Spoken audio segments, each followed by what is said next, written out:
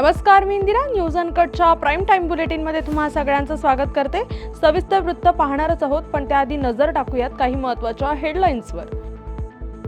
पुन्हा शेतकऱ्यांचा अपमान केला तर इंगा दाखवल्याशिवाय राहणार नाही. माजी खासदार राजू शेट्टी यांचा माणिकराव कोकाटे यांना इशारा. सिल्लोडच्या सुरेश बनकर यांची भाजपमध्ये पुन्हा घर वापसी. संजय राऊत यांचा पक्ष हा एक परिवाराचा पक्ष आहे. माजी केंद्रीय मंत्री रावसाहेब दानवे यांचा राऊतांना टोला. आणि शेतकऱ्यांचं जीवन सरकारनं अंधारात लोटलं. आमदार नाना पटोले यांचं पत्रकार परिषदेतून टीकास्त्र. आता पाहूयात सविस्तर वृत्त. शेतकऱ्यांविषयी केलेल्या वादग्रस्त वक्तव्याबद्दल माजी खासदार राजू शेट्टी यांनी माणिकराव कोकाटे यांचा चांगलाच समाचार घेतला. शेतकऱ्यांचा अपमान करणारं वक्तव्य पुन्हा कृषी मंत्र्यांनी केलं तर इंगा दाखवल्याशिवाय राहणार नाही, असा इशारा राजू शेट्टी यांनी दिलाय. कृषी मंत्र्यांच्या या वक्तव्याचा स्वाभिमानी शेतकरी संघटनेच्या वतीने जाहीर निषेध करण्यात आलाय. आजकाल भिकारी सुद्धा 1 रुपया घेत नाही अशा प्रकारचं वक्तव्य करून 1 रुपयाला पीक विमा घेणाऱ्या शेतकऱ्यांची टिंगल करणाऱ्या कृषी मंत्री माणिकराव कोकाटे यांचा मी तीव्र शब्दामध्ये निषेध करतो.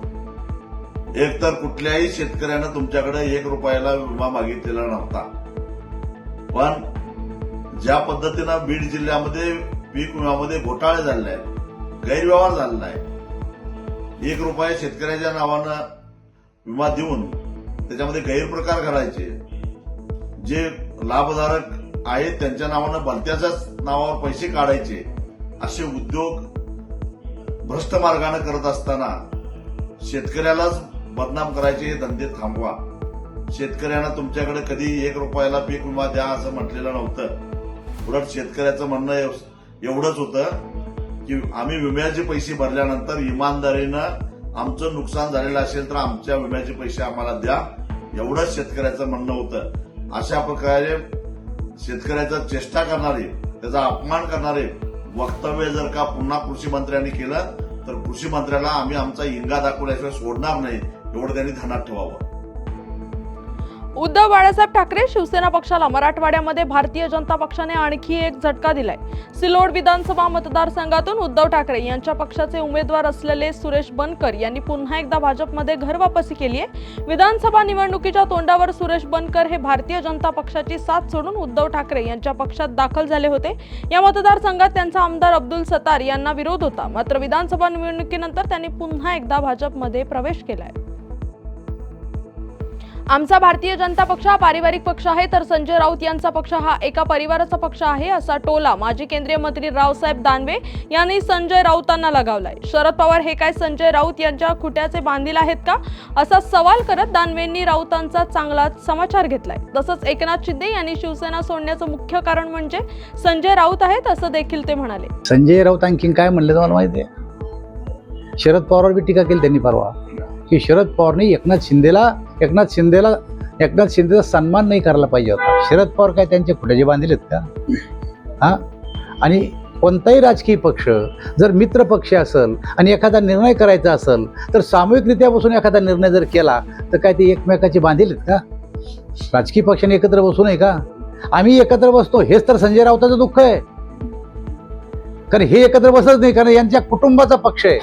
आमचं पक्ष म्हणजे परिवार आहे आणि यांचा पक्ष म्हणजे परिवाराचा पक्ष आहे. हा आमच्या दोघातला फरक आहे. भंडारा येथे पत्रकार परिषद घेत आमदार नाना पटोले यांनी पत्रकार परिषदेतून सरकारवर अनेक गंभीर आरोप केलेत. सरकारने राज्यातील शेतकरी आणि सामान्य लोकांचे जीवन अंधकारमय केलंय.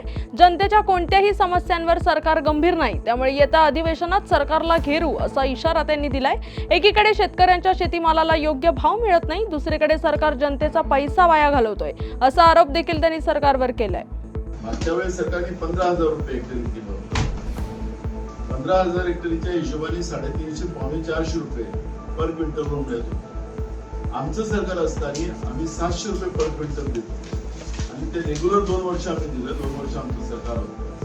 पण जेव्हाचं महायुतीचं सरकार आलं तेव्हापासून धान उत्पादक शेतकऱ्यांना सुद्धा बोनस देण्याची परंपरा आणि ती दिली तर ती तोकडी दिली जाते, अशा पद्धतीचं चित्र आपण पाहतो. त्यामुळे शेतकरी विरोधी हे जे सरकार आहे, या सरकारचा आम्ही निषेध करतो. धुळे महानगरपालिकेतील अफरातफर गैरव्यवहार भ्रष्टाचार याबाबत केलेल्या असंख्य तक्रारींवर उच्चस्तरीय समितीची नियुक्ती करून चौकशी करावी, तसेच धुळे शहरातील निकृष्ट दर्जाचे रस्ते प्रकरणात कोट्यावधी रुपयांची लूट करणाऱ्या दोषी आढळणाऱ्यांविरुद्ध गुन्हे दाखल करावे, अशी याचिका धुळ्याचे माजी आमदार अनिल गोटे आणि माजी नगरसेवक नरेंद्र परदेशी यांनी संयुक्त याचिका दाखल केली आहे. मी आणि नानू परदेशी म्हणजे नरेंद्र परदेशी आम्ही मुंबई उच्च न्यायालयाच्या औरंगाबाद खंडपीठामध्ये दाखल केलेल्या याचिकेत महापालिकामध्ये सर्वस्तरीय सर्व विभागीय भ्रष्टाचार कसा चालतो याची पुराव्यासह सही शिक्क्याच्या नकलांसह तक्रार दाखल केली. न्यायालयाची दाखल करून घेतली आणि महापालिकेला नोटिसा काढल्या. हा साधारणतः 500 ते 550 कोटी रुपयाचा भ्रष्टाचार आहे आणि दशा योजना वगैरे झालं तर साधारणतः 750 कोटी रुपयापर्यंत रक्कम जाते. बीडमधील खंडणी प्रकरण ताजं असतानाच आता कोल्हापुरात देखील खंडणी प्रकरण समोर आलंय. सत्ताधारी पक्षातील महत्त्वाच्या पदाधिकाऱ्यानं खंडणीसाठी परप्रांतीय व्यापाराला शिवीगाळ केल्याचं कॉल रेकॉर्डिंग सोशल मीडियावर व्हायरल होतंय. कोल्हापुरात परप्रांतीय हँडलूम व्यावसायिकांकडून 2 लाख रुपयांची खंडणी मागून त्यांना अवाच्य भाषेत शिवीगाळ केल्याचं फोन रेकॉर्डमधून उघड झालंय. बातमीपत्रात वेळ झाली आहे छोट्याशा विश्रांतीची, लगेचच परत येऊ. तोपर्यंत पाहत राहा न्यूज अनकट. ऐतिहासिक वारसा लाभलेला मराठ मुलूक महाराष्ट्र. या महाराष्ट्राला विविध रंगी छटा आहेत. साहित्य, कला, पर्यटन, नृत्य, भाषा, संत परंपरा अशा विविधतेने तो नटलेला आहे. हीच गौरवशाली विविधता जपत सुवरंग मराठी केवळ महाराष्ट्राच्या सांस्कृतिक संहितेपुरते मर्यादित न राहता समकालीन नवकल्पनांवर आधारित कार्यक्रमांद्वारे मराठी मनोरंजन विश्वात स्वतःची एक अनोखी जागा निर्माण करत आहेत.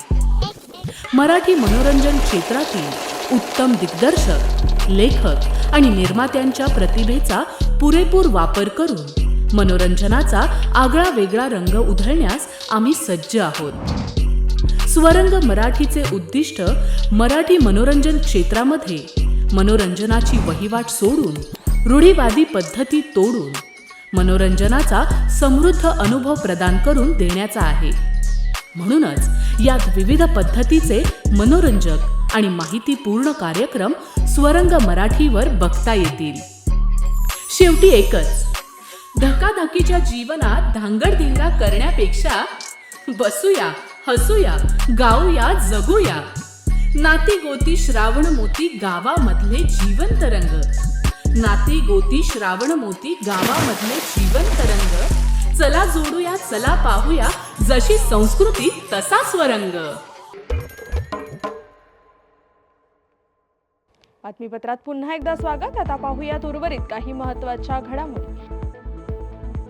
MD ड्रग्जच्या तस्करी प्रकरणी तुळजापुरातून 3 इस्मांना ताब्यात घेण्यात आलंय. स्थानिक गुन्हे शाखा आणि तामलवाडी पोलिसांकडून ही कारवाई करण्यात आली आहे. 2.5 लाख रुपयांचे MD अंमली पदार्थ तसेच गुन्ह्यात वापरलेले वाहन व मोबाईल असा जवळपास 10.5 लाख रुपये किमतीचा मुद्देमाल हा जप्त करण्यात आलाय. भंडारा शहरातून BTB मार्केट समोरून जाणारा जुना राष्ट्रीय महामार्ग खड्डेमय झालाय. या खड्ड्यांमुळे अनेक अपघात घडत असून वारंवार नागरिकांनी प्रशासनाला निवेदन देखील दिले, मात्र अद्याप कुठलीही उपाययोजना करण्यात आलेली नाही. त्यामुळे महायुती सरकारच्या स्थानिक नेत्यांनी BTB मार्केट समोर चक्का जाम आंदोलन सुरू केले. भंडारा जिल्हा प्रशासन आणि नगरपालिका प्रशासनाच्या विरोधात प्रचंड घोषणाबाजी करून हा रस्ता दुरुस्तीची मागणी करण्यात येत आहे. काय शेवटी आम्ही एक नागरिक आहोत. आम्ही राजकारणामध्ये असलो तरी जर जनतेला, नागरिकांना, जर शेतकऱ्यांना त्रास होणार असेल तर त्याच्या विरुद्ध आवाज काढणे ही आमची नैतिकता आहे. आज या रस्त्याचं काम गेल्या कित्येक वर्षापासून रखडलेलं आहे. हे गड्डे एवढे मोठे मोठे झाले आहेत की त्याच्यामुळे धूळ साम्राज्य आहे. लोकांना अस्थमॅटिक प्रॉब्लेम झालेला आहे आणि रोज अपघात होत आहेत, रोज. पण आम्ही सगळ्या अधिकाऱ्यांना भेटलो मग ते तहसीलदार असो, SDO असो, कलेक्टर साहेब असो, नगर परिषदेचा CEO असो, B&Cचा एक्झिक्युटिव्ह इंजिनियर असो, एवढंच नाही तर नागपूरचे VIDCचे अधिकारी, नॅशनल हायवेचे अधिकारी, नॅशनल अथॉरिटीचे अधिकारी, असा एकही अधिकारी सुटला नाही की ज्यांना मी प्रत्यक्ष बोललो. गेल्या कित्येक दिवसापासनं आम्ही सतत पाठपुरावा केला. जवळजवळ मी या महिन्याभरामध्ये 100 अधिकाऱ्यांना कॉन्टॅक्ट केलेला आहे. सगळ्यांना फोन लावताय, पत्र दिलेलं आहे, पण या प्रशासनाची झोप उघडत नाही. म्हणून शेवटी आम्हाला रस्त्यावर उतरावं लागलं आणि त्याच्याकरता आज आम्ही हा रस्ता रोका केलेला आहे. नाशिकमधील भाविकांचे श्रद्धास्थान असलेल्या श्री कपालेश्वर मंदिरातील पहिल्या दानपेटीच्या मोजणीस सुरुवात करण्यात आली. पहिल्या दिवशी 2,47,521 रुपयांची मोजदाद पूर्ण झाली असून दुसऱ्या दिवशी ही रकमेची मोजदाद सुरूच आहे. भाविकांनी दान केलेल्या सर्व दानपेट्यांचा हिशोब मिळत नसल्याने भाविकांनी धर्मादाय आयुक्त कार्यालयात तक्रार अर्ज दाखल केला होता. त्यानंतर कपालेश्वर मंदिरातील सर्व दानपेट्या सील केल्या होत्या. धर्मादाय आयुक्तांनी सविस्तर आदेश पारित करत दानपेट्यांमधील रक्कम मोजण्यास सुरुवात केली आहे. यवतमाळमध्ये गुप्तधनाच्या शोधात असलेले 9 संशयितांना महागाव पोलिसांनी ताब्यात घेतलंय. यवतमाळ जिल्ह्यातील महागावच्या मोरत येथे घडलेल्या या घटनेने खळबळ उडाली आहे. मोरत येथील एका जुन्या वाड्यामध्ये मागील काही दिवसांपासून खोदकाम सुरू असल्याचं सांगितलं जात होतं. शुक्रवारी खोदकाम अंतिम टप्प्यात असतानाच गावकऱ्यांनी विचारपूस करता संशयितांनी पळ काढण्याचा प्रयत्न केला. मात्र महागाव पोलिसांनी 9 संशयितांना ताब्यात घेत 2 कारसह मेटल डिटेक्टर मशीन जप्त करण्यात आली आहे.